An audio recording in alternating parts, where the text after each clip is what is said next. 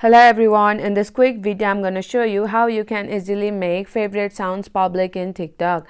By following the few simple steps that I show you, now you'll be able to make favorite sounds public in TikTok very easily. So make sure to watch the video till the end so you don't make any mistakes.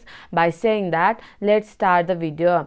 At first, go to your home screen and tap on the TikTok app icon. And tap on the profile icon, which is located in the bottom right corner, and tap on the three horizontal line, which is located in the top right corner, and tap on the settings and privacy, and tap on privacy and scroll down, and here you can see the option of favorite sounds. Tap on that.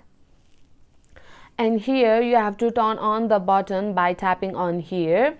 This is how you can make your favorite sounds public in TikTok. So my friend, that's it. If you find this video helpful even 1%, consider subscribing and leave a like. I'll be back with another problem solving video like this. Thanks for watching.